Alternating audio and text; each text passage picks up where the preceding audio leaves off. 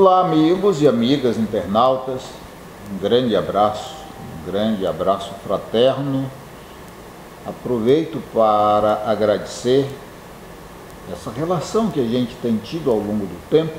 Aproveito também para agradecer a Casa Vermelha, que é um espaço de cultura do vereador Guilherme Sampaio, do Partido dos Trabalhadores, professor intelectual, e em nome do Mídia Livre, essa imprensa alternativa que tem feito um trabalho, ao meu ver, muito importante.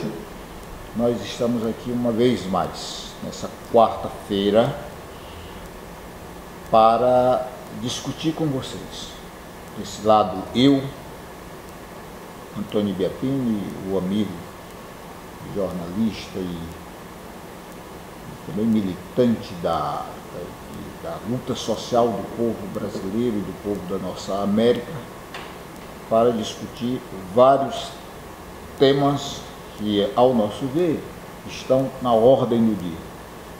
Por isso, peço a vocês, nesse início, para que sigam compartilhando, comentando e curtindo, porque isso nos ajuda imensamente a fazer o contraponto com a mídia sensacionalista, corrupta e de muita má qualidade, que é a mídia brasileira, manipuladora. Felizmente, muitas pessoas começaram a compreender isso, inclusive a igreja. Outro dia eu vi um bispo fazer uma crítica duríssima à mídia brasileira, principalmente a televisão Globo. O bispo a chamou de instrumento do demônio contra as famílias. Meu abraço, meu caro companheiro Rafael Tomiyama. E hoje a gente tem aí um leque de muitas informações, de muitos tópicos, para a gente trabalhar dentro de um tempo que não é tão longo. Precisamos ser sucintos nesse sentido aí. Tudo bem? Tudo bem, Biapino. Muita satisfação de estar aqui novamente, participando de mais essa live do Mídia Livre, aqui direto da Casa Vermelha, com o apoio do nosso querido vereador Guilherme Sampaio e com a participação de cada um e cada uma aí que está nos acompanhando nessa trajetória. Queria pedir a você que vem aí de todo o país, que deixe aí o seu recado, né, o lugar do país em que você está assistindo a nossa transmissão, e também que você divulgue, né, compartilhe esses vídeos e também no canal do YouTube, você faça lá sua inscrição.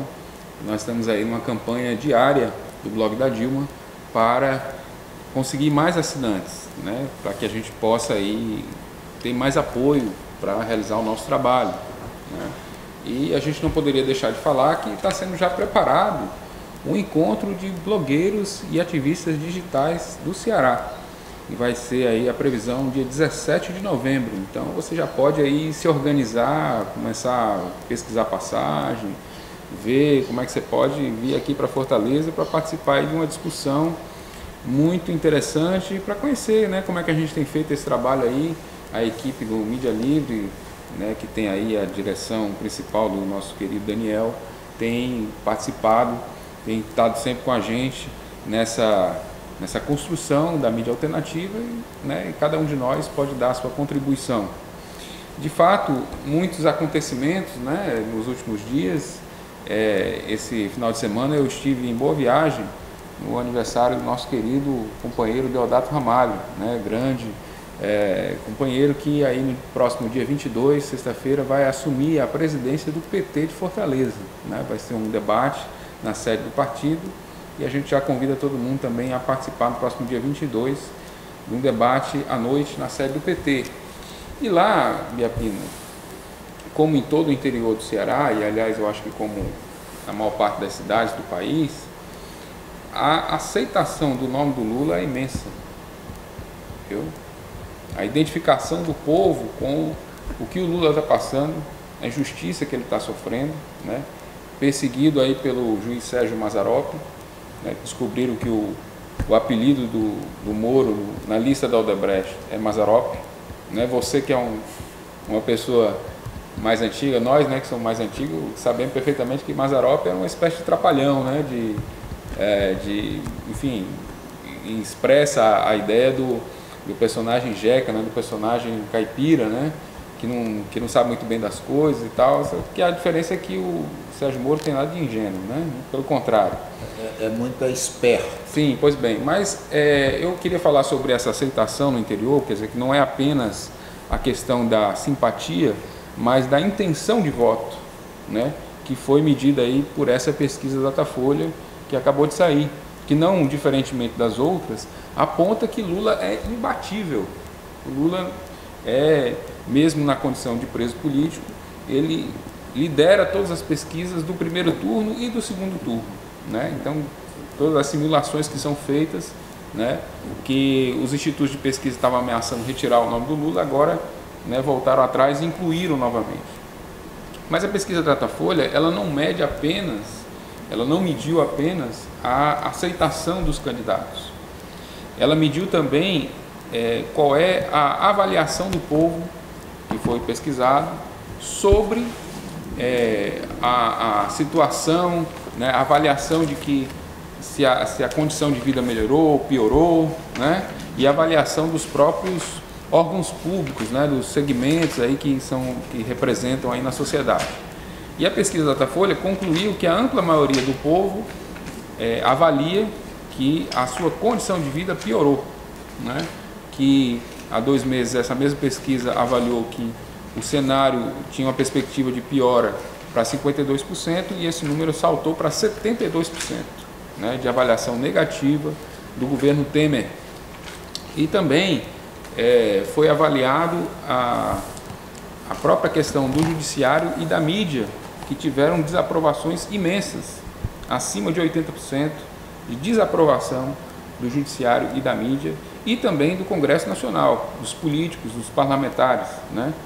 Estão aí com uma grande rejeição, aí em torno da casa de 64% de rejeição, né? E isso são dados da pesquisa Datafolha, uma pesquisa científica, uma pesquisa que é feita, né, com base em questionários e amostragens. Então, tudo isso, Ibiapino, nosso ponto de vista, indicam que o povo está cada vez mais consciente de quem são seus algozes e da estrutura podre que gerou toda essa perseguição a Lula. Quer dizer, mais afinado, cada vez mais afinado com a ideia de eleger o Lula, né, e crítico a toda essa situação, obviamente, né, como o candidato que desponta como sendo de fato de oposição. Já outros candidatos ficam lá patinando na mesma votação, né? O Alckmin deve ter já acendido a luz vermelha lá no comitê do PSDB, porque não sai do lugar, né? E a própria situação das demais candidaturas que já vem que não tem essa condição de superar o Lula, né? Então tudo isso, todo esse quadro, né, nos faz aí refletir sobre o momento que nós vivemos na economia, na situação do país, né? Então eu acho que isso, Ibiapino, não sei se você concorda comigo, queria que você falasse um pouco sobre isso, mas isso reflete, eu acho, que o desânimo do povo, né? A falta de perspectiva de futuro, né? O pessimismo que a gente vê na população. Você veja que há 4 anos atrás, na Copa do Mundo, né, o povo estava todo animado, com as ruas enfeitadas, né, se preparando para a Copa do Mundo. E hoje a dificuldade, você vê, às vezes, algum estabelecimento comercial obriga os funcionários a usar o amarelo, mas, na verdade, existe aí um desconforto generalizado do povo com a própria compreensão, né, sobre assim, essa mensagem mais patriótica, né? Eu diria que todos esses golpes, porque não é só o golpe que tirou a Dilma, mas o golpe contra a economia, contra a soberania nacional, contra o nosso petróleo, agora contra a nossa energia, né, a privatização, tudo isso, né, a forma como o nosso povo está massacrado, está se refletindo aí nos dados dessa pesquisa e no próprio ânimo do povo aí diante das festividades, né? E a forma criativa como o povo acaba superando essas coisas. Você vê que no carnaval, o samba, né, a forma como as pessoas falam dos problemas de uma forma crítica, né? Então, quer dizer, o nosso povo, ele não é ingênuo, né? Ele também está tendo uma compreensão sobre isso. Como é que você vê isso aí, Iapi? Eu acredito que essa pesquisa que fora publicada agora, ela reflete exatamente o que o povo pensa do governo do presidente Lula e da presidenta Dilma, do PT. O povo é sábio. As pessoas podem compreender os fenômenos sociais lendo, vendo, investigando. A maioria do povo brasileiro, como infelizmente o nosso nível de leitura é muito pequeno, as pessoas vivenciam mais as coisas através do ver, de prestar atenção, de fazer uma investigação por si só. Veja muito bem, meu caro Rafael, o governo do presidente Lula começou em 2003, não é isso? Ele elegeu em 2002 e começou em 2003. Nesse período, o Banco Mundial, que não é brasileiro, é mundial, tinha feito uma pesquisa, ainda hoje eu tenho esses dados, e mostrou que 52 milhões de brasileiros viviam abaixo da linha da pobreza. Ou seja, na miséria, abaixo da pobreza é a miséria. É assim uma coisa impressionante. Por isso o Lula imediatamente criou o Bolsa Família, que é um programa extraordinário, que a elite vagabunda do Brasil, as patas, chamou de esmola. Mas não, é um programa social, um programa de governo, e que buscou remediar esse grande problema de se ter no nosso país 52 milhões de irmãos nossos na miséria, morando na favela, na rua e sem ter o que comer. Esse programa, ao mesmo tempo, ele obrigava a criança a estar na escola, porque se não tiver, o pai não recebe, ou a mãe não recebe o benefício. Então ele casou duas coisas: preveniu aqui o problema da fome generalizada e garantiu aqui a educação.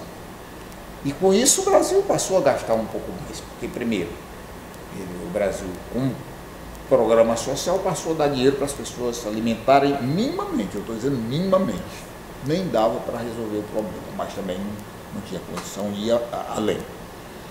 E também pegou dinheiro para melhorar a estrutura das escolas, e mais escola e mais matrícula para as crianças poderem estar lá nessa escola. Não é verdade? Programa extraordinário. O Lula homologou o piso profissional da categoria de professores. Em 93, eu mesmo coordenei aqui um trabalho na realização de uma pesquisa pela Central Única dos Trabalhadores, CUT. Na época eu era da direção da CUT. E nós detectamos que no Ceará, 62% dos municípios pagava menos de meio salário mínimo às pessoas. O Lula fez 400 escolas técnicas e 18 universidades, além do ProUni e o FIES.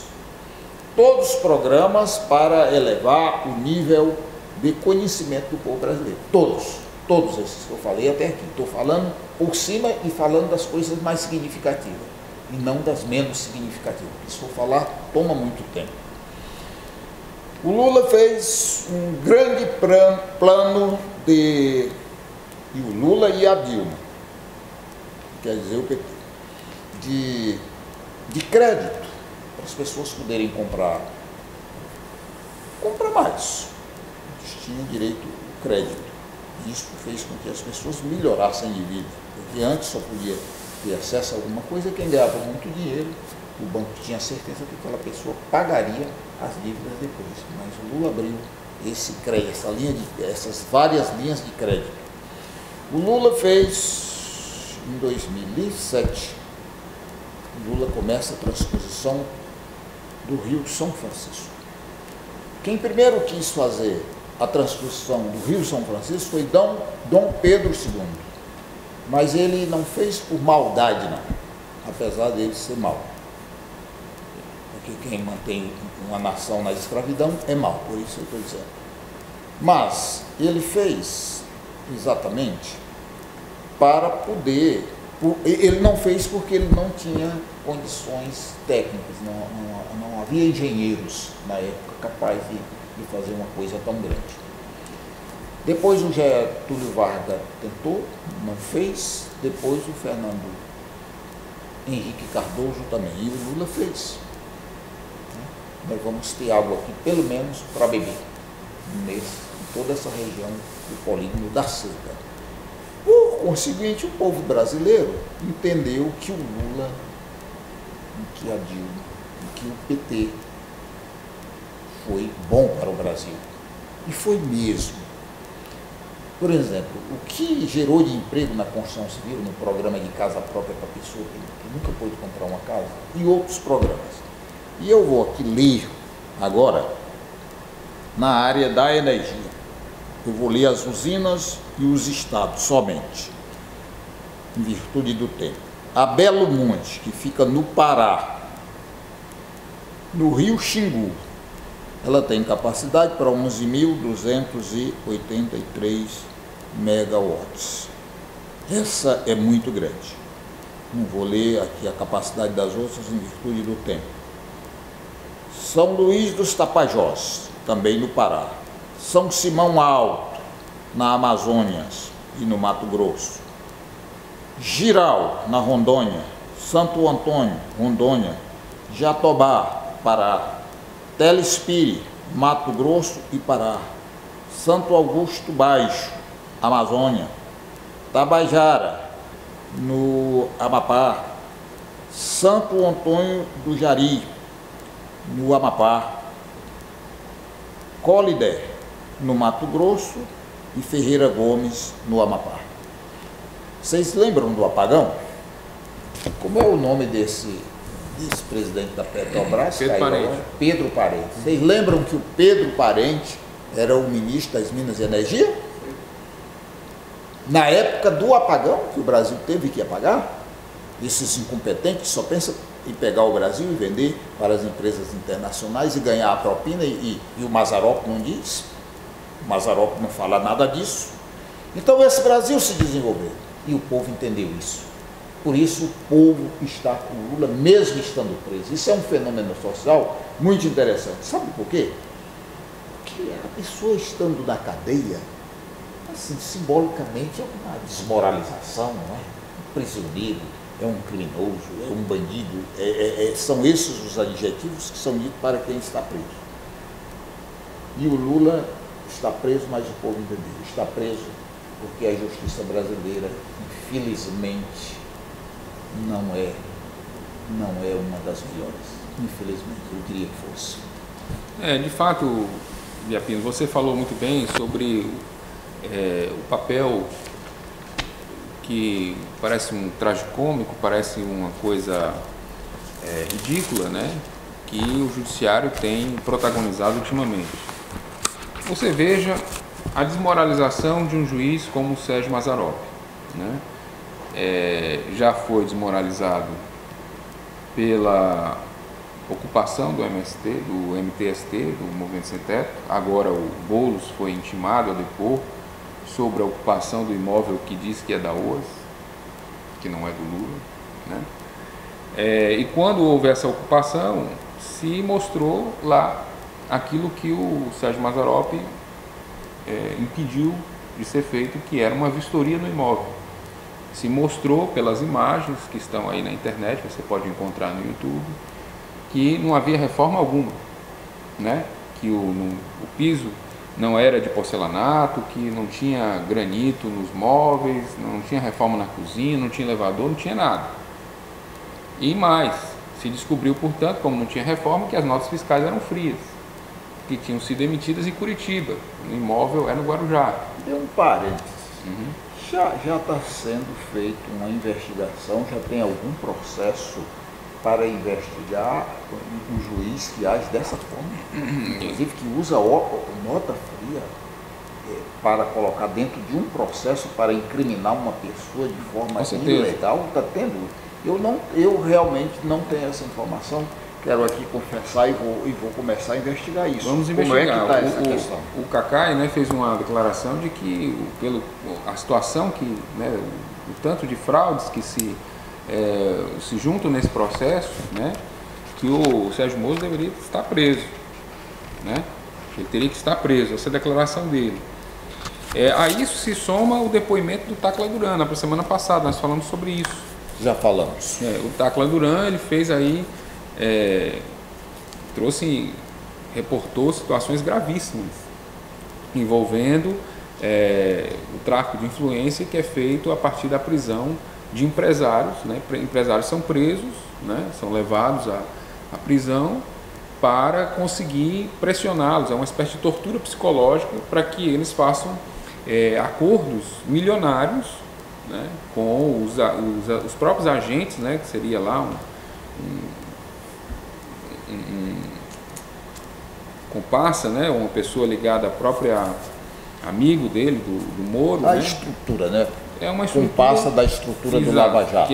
Que é uma estrutura corrupta, né, para arrancar os depoimentos, né, e, portanto, incriminar as pessoas. Né? Até um empresário recentemente agora confessou que incriminou, citou a Miriam Belchior sem não saber nada que ela tem a ver com corrupta. Ele simplesmente fez uma lista de todo mundo do PT que ele tinha conversado.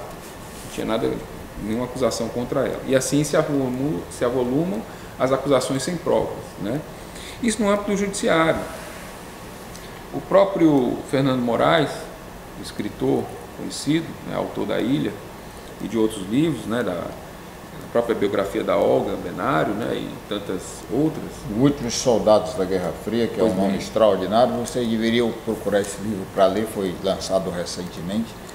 É um homem extraordinário na arte de escrever. Sim, foi inquirido pelo Moro, né, e ele, lá na hora, explicou que falou de uma fala do Bono Vox, que é o cantor da banda U2, de que comparava o Lula ao Nelson Mandela, né, um mito, uma coisa para além da história. E o Sérgio Moro recriminou ao Fernando Moraes, né, o Mazzaropi disse que ali não era lugar para fazer discurso político. E aí o Fernando Moraes retrucou: eu não estou fazendo discurso político, não, eu faço jornalismo. Né? Então, você veja a que ponto chega, né, essa parcialidade desse juiz, né, que aparece aí nos converscotes, junto com, sem nenhuma vergonha, sem nenhuma disfarçatez, nada, né, a todo momento de braço dado com Aécio, com Dória, enfim, com os cabeças do tucanato, né, e tudo isso assim sendo feito na cara dura, e ao mesmo tempo os movimentos sendo criminalizados, né? Então, repetiram o sequestro do Abílio Diniz lá no Mato Grosso do Sul, não sei se você também viu esse episódio, que pegaram 2 criminosos lá, estavam cometendo lá uns roubos e vestiram os caras com a blusa, né, camiseta do Lula, Lula livre, é isso? Que foi o que fizeram, você acha que você lembra, em 89, na primeira eleição do Lula, né, o Abílio Diniz tinha sido sequestrado e aí colocaram o armamento, né, em cima da mesa assim, a câmera ia passando, mostrava o armamento e mostrava a camiseta do Lula, né, vestia os caras com a camiseta do Lula, enfim. É toda uma tentativa de não só silenciar, né, todas as atividades, né, que envolvem o Lula, como também transformar isso num processo de criminalização mesmo, de tudo que tem a ver com o Lula. Você veja agora esse episódio que aconteceu agora recente, o preposto do Papa, o homem que chefia, né, a Santa Fé, que vem trazendo uma mensagem do Papa e vem trazendo um rosário para entregar ao Lula, em nome do Papa, né, é barrado na porta da carceragem em Curitiba. Então, quer dizer, de fato, não há dúvida de que se trata de um estado de exceção, né, de uma perseguição sem fim, né? Enquanto isso... E vulgar, né? É uma coisa assim, uma coisa baixa, uma coisa regra. Como é que a justiça brasileira desceu ao patamar que desceu, se tornou tão vulgar, ao ponto de pegar uma camiseta Lula livre, vestir um bandido e colocar o bandido ali preso com a camiseta para casar as coisas. Isso é muita vulgaridade. E ao mesmo tempo, os processos que atingem o PSDB, eles vão expirando, vão ficando para trás, vão ficando no esquecimento. O próprio Aécio agora acabou de ser, né, livrado de mais um processo que foi por conta de expirar o tempo, né?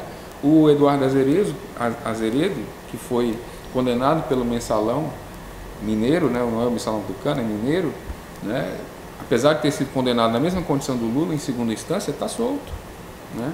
Então, quer dizer, é evidente que essa justiça, não temos dúvida, é uma justiça polarizada. Ela está atuando mesmo para interferir no processo eleitoral e impedir, mais uma vez, como já fizeram com a Dilma, para impedir o Lula de ser eleito pelo povo, e mesmo assim, né, ao que tudo indica, eles não vão conseguir, não. Eu só lamento, porque a justiça, constitucionalmente, ela tem um papel muito importante, que é de ser guardiã do Estado de Direito. Quando a gente perde a segurança jurídica, a gente fica em perigo, em grande perigo. Qual é a segurança jurídica que vários escritores escrevem sobre isso, vários códigos? É para deixar bem claro que a segurança jurídica é como se fosse, por exemplo, a essência de um remédio. Quando eu vou comprar um remédio na farmácia, todo remédio tem a sua essência. O princípio, né, ativo, que chama? Acho que é o princípio ativo. Se eu vou comprar um remédio para hepatite, tem que ter ali o princípio ativo, tem que ter a essência do remédio. Se não tiver, eu estou jogando dinheiro no mato, comprando qualquer coisa que na verdade não é remédio. Então a justiça tem o dever imperioso de primar pela segurança jurídica de um país. Porque se não tem segurança jurídica, aliás, qualquer cidadão pudesse ser preso a partir da vontade de uma pessoa. Você pega, por exemplo, um policial que prende uma pessoa ou então mata e coloca uma arma ali na mão da pessoa para dizer que matou porque aquela pessoa estava com a arma. Que não é verdade, isso já aconteceu em muitos casos. Mas ela matou e disse o seguinte, está aqui, essa arma que eu estou botando na mão é para eu dizer na justiça que só matei porque o criminoso estava com a arma na mão. Mas se o criminoso não estava com a arma na mão, esse policial cometeu um erro gravíssimo contra a vida.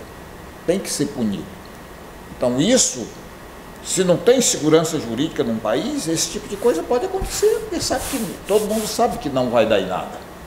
Uma pessoa que é político, que faz uma crítica a determinado político ou a determinado sistema de governo, ele pode ser preso, ele pode ser assassinado, ele pode ser jogado fora do país, ele pode ser atropelado no meio da rua, porque cria aquela onda da ilegalidade.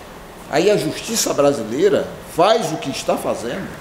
Só um burro não compreende os erros grosseiros que esse juiz cometeu, e ainda assim esse juiz permanece à frente de um processo como esse. O primeiro erro, senhores e senhoras, foi gravar a presidenta Dilma. Isso não pode gravar a Dilma, não pode gravar presidente ou presidenta nenhuma pela Constituição, a não ser se tiver uma autorização do Supremo Tribunal Federal. Como é que isso acontece? Tem indícios fortíssimos de que determinado presidente está envolvido em coisas ilícitas. Com esses indícios, com essas provas, o juiz manda para o Supremo Tribunal, o Supremo Tribunal avalia e autoriza fazer a escuta do presidente ou da presidenta. Se não tiver isso, não pode fazer. Entretanto, Sérgio Moro fez. Os advogados do Lula pediram 6 vezes para fazer uma vistoria no apartamento, ele não permitiu. Como você muito bem explicou, o pessoal entrou no apartamento e não teve reforma nenhuma. Nota fiscal dentro do processo. Senhores, que país é esse? E que justiça é essa? Isso é realmente de se lamentar, faz vergonha lá fora, porque quando se pensava que esse era um Estado de direito, quando se pensava que esse país era democrático, que esse país avançava, esse país está dirigido por uma horda de bandidos. Por uma horda de bandidos que estão aí suprimindo, inclusive, o princípio mais fundamental da justiça. Realmente é isso, Ibiapino. Infelizmente, como a gente pode ver, não há uma solução do ponto de vista de uma ação eminentemente judicial, né? E é um pouco ilusório alimentar essas esperanças. Agora o pedido de liberdade do presidente Dilma, um novo pedido ao STF, o Edson Fachin resolveu enviar para a PGE, né? Para Raquel Dodge, né? Para dar uma opinião sobre se deve ou não deve, né? Quer dizer, a própria, como já foi dito, né? Temos um STF acovardado, nós temos um juiz que faz e acontece ao arrepio da lei, né? E todo o judiciário assistindo, todo o aparato, né? Todo o mecanismo conservador de direita a todos esses absurdos. Então, certamente, é preciso que se pense numa solução política. A solução é política, né? Então, o Lula é genial quando ele coloca isso num patamar, né? A candidatura do Lula, a essa altura, mesmo com toda a pressão para que ele retire, para que ele faça um acordo para ser solto e não se candidatar, né? Como é a proposta do acordo da burguesia para Lula, e Lula não aceita, né? E não tem que aceitar, porque a solução todo esse impasse é uma solução que está para além do judiciário, ela se dá no âmbito político.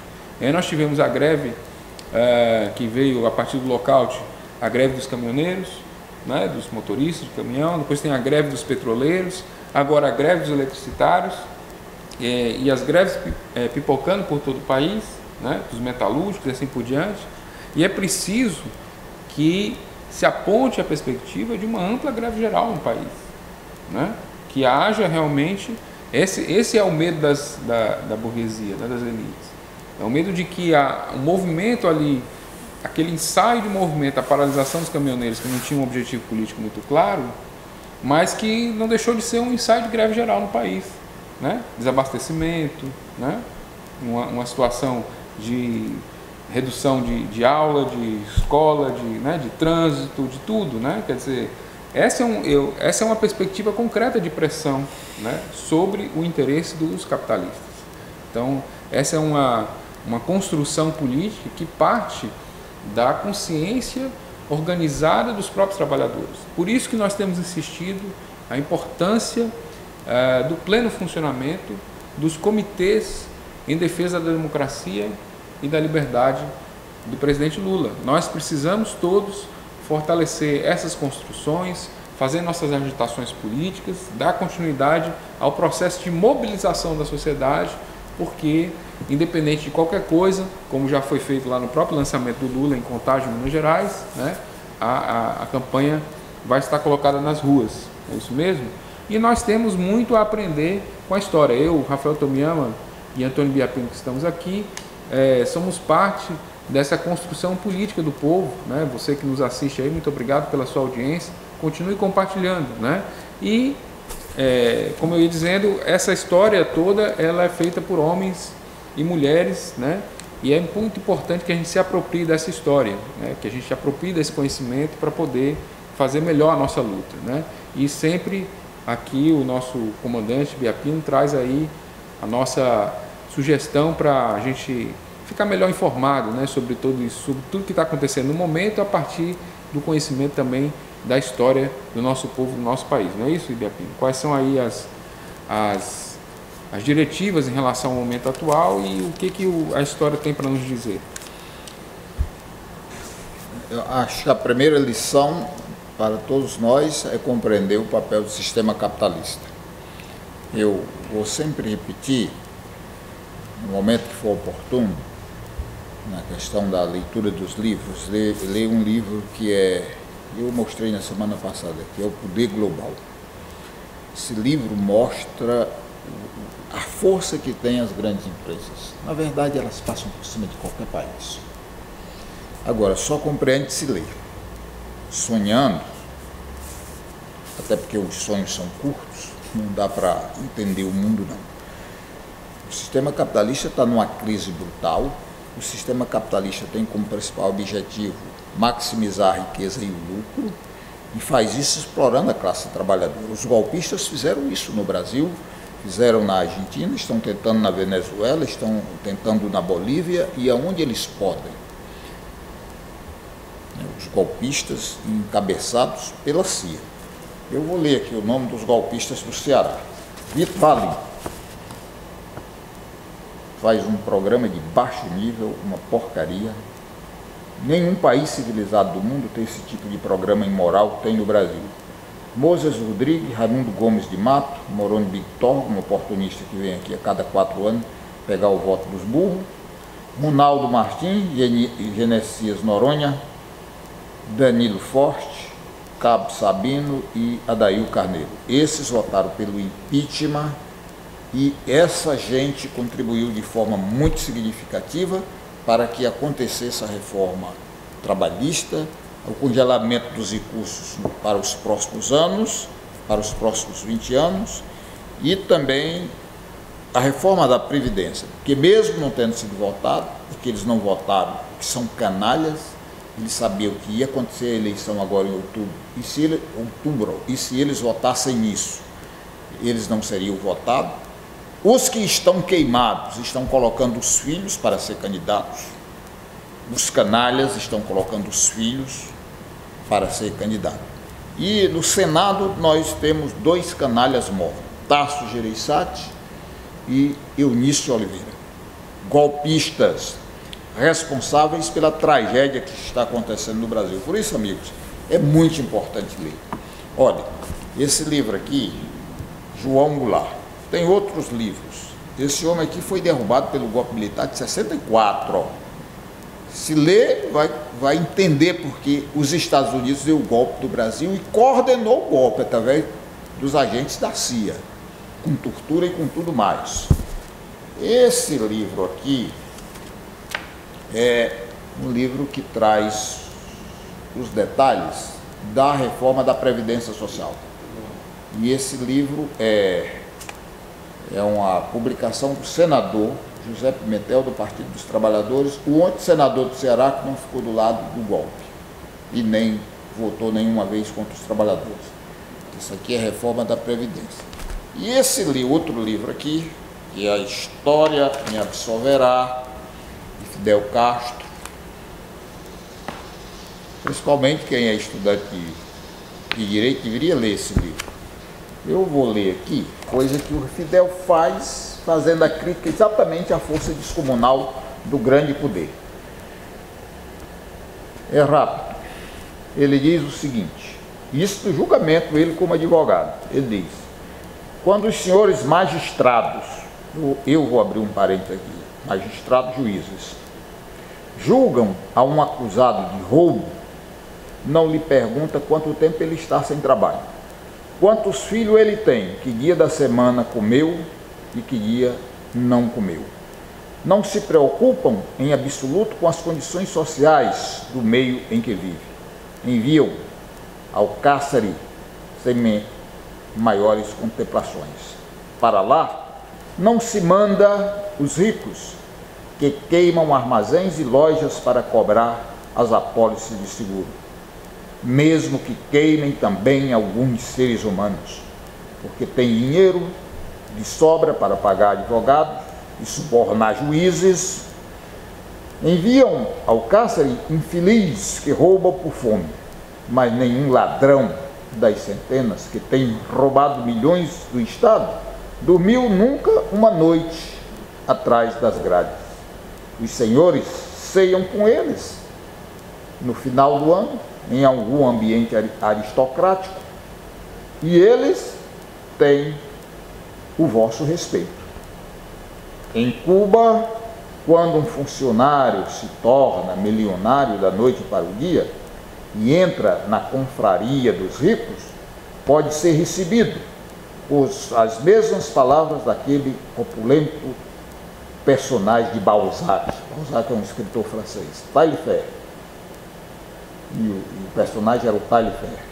Quando brindou a um jovem que acabava de herdar uma imensa fortuna, disse ele: senhores, bebamos o poder do ouro do senhor Valentim, 6 vezes milionário, atualmente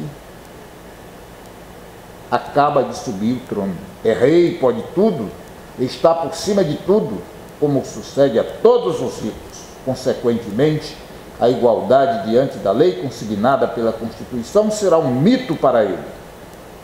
Não está submetido às leis, mas as leis é que estão submetidas a ele. Para os milionários não existem tribunais nem condenação. O Rafael falou nesse instante. Cadê o Geraldo Alckmin? Cadê o Serra? Cadê o Azeredo? Cadê o Aécio Neves, que disse assim, de viva voz, sem saber que estava sendo gravado: todas as propinas manda para o meu primo, que ele é que vai ser a minha pessoa nesse aspecto criminoso. E eu quero uma pessoa que seja muito próxima a mim, porque se delatar, eu mato. Está preso, senhores?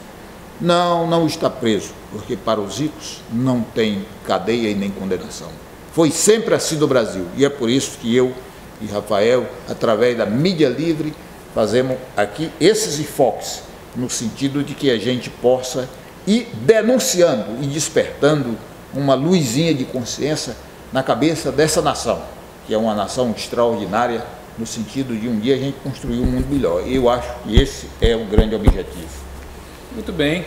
Então, o que a gente pode fazer a não ser agradecer a sua audiência. Muito obrigado por estarem aqui. Nós estamos já concluindo aqui o nosso vídeo, né, do Mídia Livre, com sempre a sua parceria, com o seu apoio. Como a gente disse, já compartilhe, né, o nosso vídeo para que mais gente tenha acesso. Nós fizemos aqui algumas recomendações de leitura, né, inclusive ao longo do nosso vídeo, né, falamos aí das obras do Fernando de Moraes. Se você puder, pesquise, ele tem vários títulos, né, que são muito importantes, como trabalhos biográficos, são coisas muito apuradas, né, ele é sempre muito sagaz, né, a escrita dele, né, pelo menos eu já conheço alguns títulos, né, como o Chateau, né, que fala da história do Assis Chateaubriand, né, que é um livro bem robusto, né, uma leitura mais forte, né, mas o próprio livro, a biografia da Olga, né, Olga, que foi a companheira do Luiz Carlos Prestes, né, e que foi aí condenada pelo judiciário brasileiro, né, foi deportada para a Alemanha, ela sendo judia e comunista. Na época já se sabia que isso era uma decretação de uma pena de morte, né? Como de fato, né? Como aconteceu de fato, e foi feito um recurso ao STF na época para que ela não fosse deportada. E obviamente que o STF, como é a tradição da sua história, né, que não barrou o golpe militar, que não barrou o golpe contra a Dilma, né, apesar de ter a tarefa de ser o guardião da Constituição, não operou isso, né, e concordou com a deportação da Olga. Na época, o governo Getúlio colaborava, né, com o regime nazista. E aí lá ela deu à luz a uma menina, né, que é a filha deles, né, do Luiz Carlos e dela, né, que é a Anitta. E o tribunal nazista achou que, pelo fato dela ser criança e filha de um estrangeiro, né, que ela não deveria receber a mesma pena da mãe, né? Então você veja, Ibiapino, o tribunal nazista foi mais condescendente com a vida do que o próprio STF brasileiro, né? Impressionante isso. Então a menina escapou da morte, né? Foi criada aí pelos parentes, né? Mas a mãe veio a falecer, né, no campo de concentração, vítima de uma câmara de gás. E no dia que precede a sua morte, ela já sabia que, né, ia ser executada, ela escreve uma carta, né, uma carta belíssima, né, para a posteridade. Então é um livro maravilhoso que eu recomendo como uma obra-prima da leitura, da literatura do Brasil e do mundo inteiro, né, essa história de vida da Olga Benário Prestes, né? Quem puder então acessar aí as nossas dicas de leitura, tá bem? Então é isso, né, Biapino? Só para encerrar, nós aqui estamos dando essa dica de leitura. Para nós é um prazer fazer isso. E além do mais, tem a cobrança da direção do Mídia Livre, que quer que a gente traga exatamente essa proposta. E é muito bom. Sabe por quê, brasileiros e brasileiras? Porque esse país se lê muito pouco. E nesse país tem muita gente fazendo apologia, por exemplo, a bola. A rede de esgoto de televisão, ela fala todo dia sobre futebol. E os heróis dessa pátria não são a Olga. Rapaz, você foi muito feliz. Tem o livro desse escritor extraordinário, Fernando Moraes, e tem também o filme. Como essa mulher é uma mulher extraordinária. O Dragão do Mar, cearense, o Tiradentes, o Fernando Moraes, o Zumbi dos Palmares, Zumbi dos Palmares, o Antônio Conselheiro, Dona Maria de Souza, Ana Nery. Como esse país tem herói, de verdade. Frei Caneca, a Bárbara de Alencar, Margarida, Tristão Gonçalves, Margarida Alves, o do Acre, Chico Mendes, o Lula, o pai da educação do Brasil, é o Freire, Paulo Freire. A propósito do Lula, me lembrei agora de uma coisa. O Lira Neto, que é o autor da biografia do Getúlio Vargas, né? Ele disse numa entrevista que foi entrevistar o Lula, achando que ele ia falar sobre o livro e achando que, segundo ele, munido de todos os preconceitos, achando que o Lula não ia ter lido o livro. E quando chegou lá, muito pelo contrário, o Lula não só leu o livro, como deu uma verdadeira aula de política para ele, né? Falou dos personagens, do contexto político, histórico, né? E fez toda uma análise muito pertinente, né? Que o Lira Neto achava que, né, o Lula não ia ter nem lido o livro, não ia ter a menor consideração, mas coisa nenhuma, né? Na verdade, essa entrevista tem lá na página do Lula, né? Também aqui no blog da Dilma a gente dispõe, né? Que é exatamente essa compreensão muitas vezes, né? E aí o Lira Neto diz, olha, entre os grandes nomes da história do país, de presidentes, né, você certamente tem o Getúlio e tem o Lula, né? Ele coloca nesse patamar, né? Então, quer dizer, você tem às vezes uma compreensão, né, às vezes uma compreensão tosca, de que o Lula é um cara desqualificado, porque, né, não tem conhecimento, é um semi-analfabeto, não sabe ler, né? Dizem até que não consegue ler livro, né? Que não consegue ler 50 páginas por dia. Eu gostaria muito que muita gente tivesse a metade da cultura que o Lula tem. Mesmo ele tendo sido vítima do sistema capitalista, um menino que nasceu no Nordeste, que foi de caminhão, que trabalhou em fábrica e que conseguiu adquirir tanto conhecimento e se sobressair. E um homem que dedicou a sua vida ao país.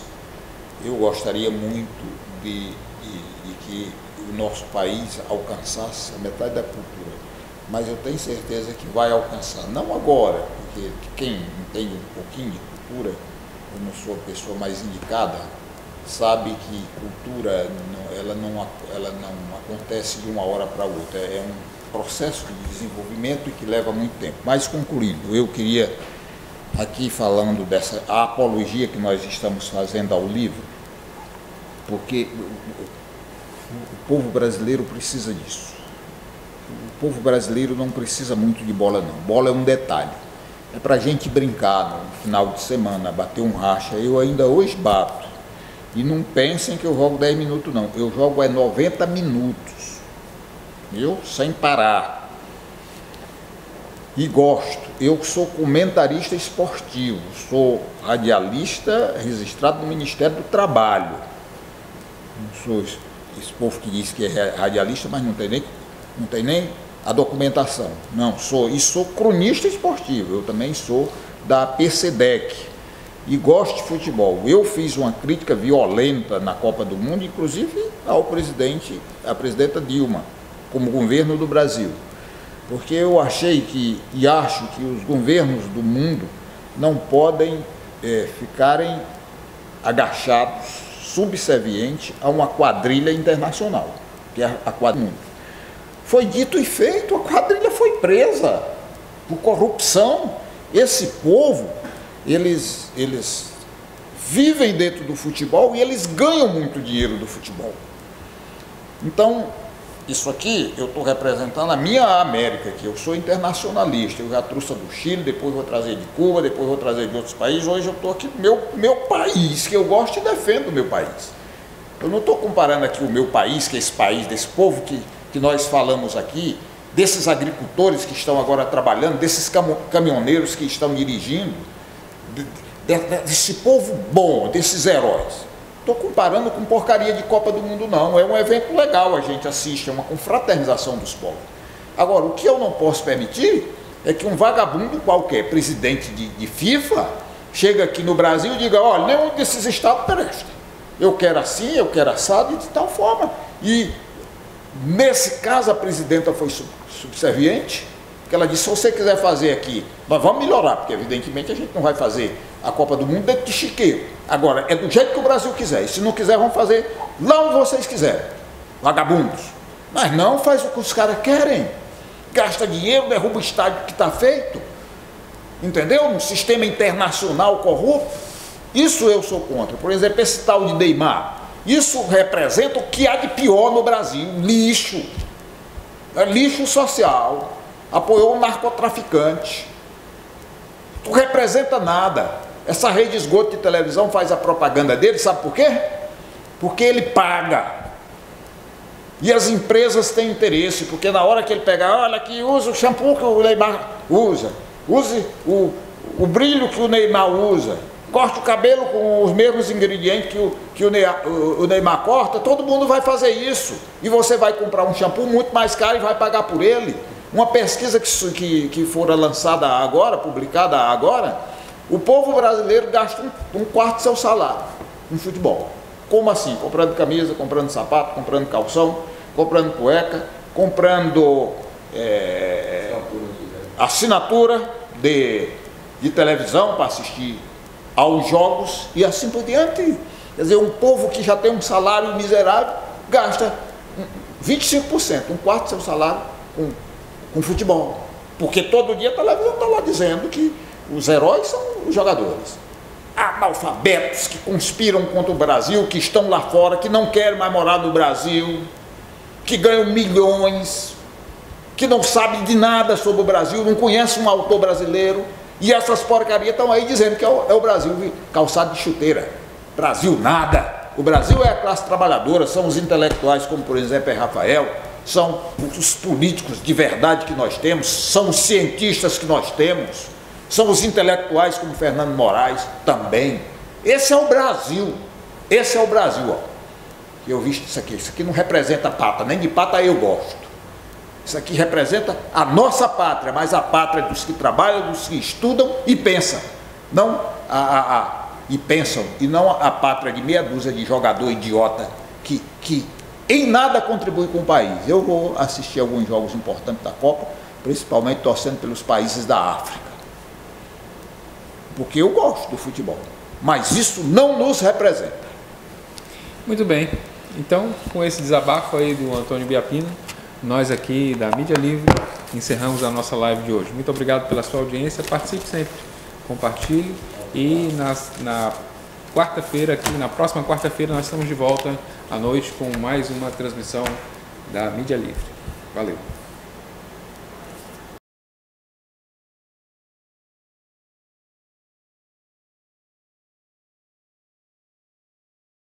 Você acaba de assistir mais uma produção da Mídia Livre. A Casa Vermelha apoia a Mídia Livre. Apoie você também.